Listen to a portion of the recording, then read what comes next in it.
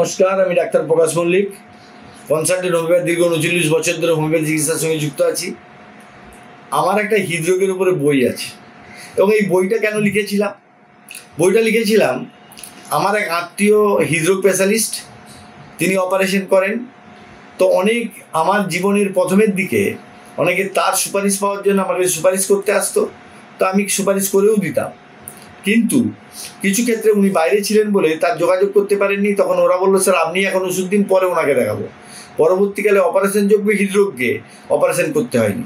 তার প্রেক্ষিতেই আমার অভিজ্ঞতা প্রসূত হৃদরোগ ও হোমিওপ্যাথি চিকিৎসা নামে এই বইটি লিখেছি। এবং এই বইটি লেখার উদ্দেশ্য হলো, এখনও অনেকে মনে করে হৃদরোগ মানেই অপারেশন। তা কিন্তু নয়। হৃদরোগ কেন হয়? হৃদরোগ কেন হয় না? কোলেস্ট্রল যদি বেড়ে যায়, অর্থাৎ খাদ্যে যদি আপনি মাংসজনিত প্রোটিনিয়াস খাবার বেশি খান, মশলাযুক্ত খাবার খান, কোনো কারণে যদি আপনার হৃদরোগ কোলেস্ট্রলটা বেড়ে যায়, তাহলে আপনার ব্লক হয়ে গিয়ে আপনার হার্টকে নষ্ট করে দিতে পারে এবং সেই রক্ত বন্ধ হয়ে যাওয়ার কারণে স্ট্রোক হতে পারে এবং স্ট্রোক হয়ে গেলে আপনার মৃত্যু পর্যন্ত হতে পারে এবং ব্লক হলে অপারেশন করতে হয়। আমার কাছে ব্লকের পেশেন্ট এসছে যাদের 60% পর্যন্ত 70% ব্লক ছিল, তাকে আমরা হোমিওপ্যাথি ওষুধ দিয়ে কিন্তু তাকে ব্লক সারাতে পেরেছি। এরকম অনেক গল্প আছে, সে গল্প আমি যাচ্ছি না, তার কারণ একজন পেশেন্ট ছিল, তার 3টে ব্লক ছিল। সেই 3টে ব্লকের কিন্তু সে কোনোটাই অপারেশন করলে ভালো হবে না বলে আমাদের কাছে এসে ভালো হয়েছে। পরবর্তীকালে এলোপ্যাথি চিকিৎসকের কাছে গিয়ে যে ফুলে গেছে, অপারেশন করতে হবে না।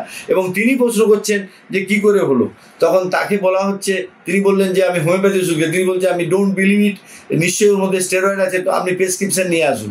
এবং সে প্রেসক্রিপশন ওষুধ নিয়ে গিয়ে পরে টেস্ট করেছে, পরে দেখেছে নো স্টেরয়েড, আপনি প্রসিড ইউর ট্রিটমেন্ট। তাই এরকম অনেক গল্প আছে, সেই গল্প বলে তো লাভ নেই, তবে এটা গল্প হলেও সত্যি। তবে ঘটনা হলো, এবং স্ট্রোক আপনার কেন হয়? স্ট্রোক যদি কোনো কারণে সার্কুলেশন কমে যায়, ব্রেনে অক্সিজেন কমে যায়, তাহলে স্ট্রোক হতে পারে। স্ট্রোকের প্রথম লক্ষণ কি না, আপনি ঘামেন, কিন্তু অতিরিক্ত যদি ঘামেন তাহলে কিন্তু আপনি ভাববেন যে আপনি স্ট্রোকের দিকে যাচ্ছেন। তখন ইসিজি করবেন এবং হার্টের কোলেস্ট্রল করবেন, এগুলো পরীক্ষা নিরীক্ষা করে নিলে আপনি স্ট্রোকের হাত থেকে রক্ষা পেয়ে যাবেন। অনেক সময় যে সিঁড়িটা আপনি উঠতেন, আপনি যদি ফ্ল্যাটে থাকেন সিঁড়িতে ওঠানামা করুন, দেখুন যে আপনি যদি কোনো যে স্টেপগুলো উঠছেন কোনো ক্ষতি হচ্ছে না, কষ্ট হচ্ছে না বা অস্বাভাবিক কষ্ট হচ্ছে, তাহলে কিন্তু ভাববেন যে এখানেও কিন্তু স্ট্রোক হওয়ার সম্ভাবনা আছে। অনেক সময় আমরা অবহেলা করি, একটু বুকে ব্যথা হচ্ছে হাঁটতে গিয়ে, ভাববেন অ্যাসিডিটি থেকে হয়েছে, হতেই পারে।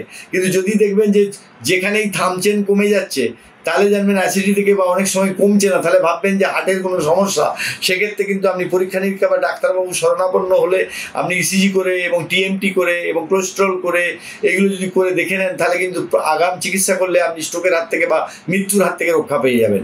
আর এক্ষেত্রে বলবো, খাওয়া দাওয়ার ক্ষেত্রে মশলাযুক্ত খাবার খাবেন না এবং যেটা তেল, সর্ষের তেল কম খাবেন, 5 গ্রামের বেশি সর্ষের তেল খাবেন না। এবং যে সমস্ত তেলগুলো রাইস অয়েল থেকে শুরু করে ফ্লোরা বা যেগুলো হালকা তেল, সেগুলো ব্যবহার করলে ভালো।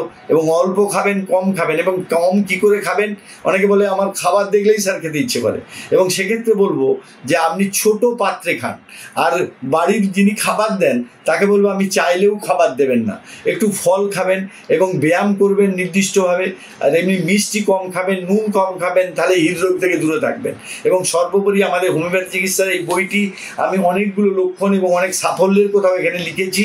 যাই বলি যে হৃদরোগের হোমিওপ্যাথি চিকিৎসা সম্ভব, এবং হৃদরোগ অ্যাসোসিয়েটেড অনেক রোগ থাকে, এবং সেগুলোও কিন্তু হোমিওপ্যাথি চিকিৎসা করলে, হোলিস্টিক ট্রিটমেন্টটা করলে সর্বোপরি আপনি ভালো থাকবেন। তাই হৃদরোগ হলেই ভাবনার কিছু নেই, আর হৃদরোগের হোমিওপ্যাথি চিকিৎসা হয় না, এই ধারণাটাই ভুল। এবং সেই ধারণা ভুল করা ভাবার জন্যেই, ভুল করা এই ভাবনাটাকে রোখার জন্যেই আমি কিন্তু হৃদরোগ হোমিওপ্যাথি চিকিৎসা বই লিখেছি। আর প্রতিদিনই আমি অসংখ্য রুগী দেখি এবং তারা ভালো আছে, এবং হার্টের ব্লক পর্যন্ত ভালো হয়ে গেছে, এবং যে মায়োকার্ডিয়াল ইনফেকশন পর্যন্ত ভালো হয়েছে। এবং অবশ্যই খাওয়া দাওয়া, লাইফস্টাইল, ব্যায়াম, হাঁটা এগুলো কিন্তু করতেই হবে, তাহলে আপনি হোমিওপ্যাথি চিকিৎসার মাধ্যমে ভালো থাকবেন। যাই হোক, আপনারা ভালো থাকুন, অপরকে ভালো থাকতে সাহায্য করুন।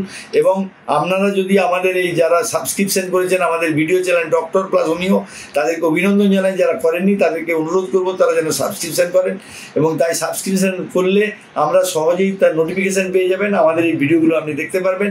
আমরা মনে করি তাতে করে আপনার শারীরিক সুস্থতার ক্ষেত্রে কিছু হলে উপকার হবে। যাই হোক, আবার বলি, আপনারা ভালো থাকুন, অপরকে ভালো থাকতে সাহায্য করুন। নমস্কার।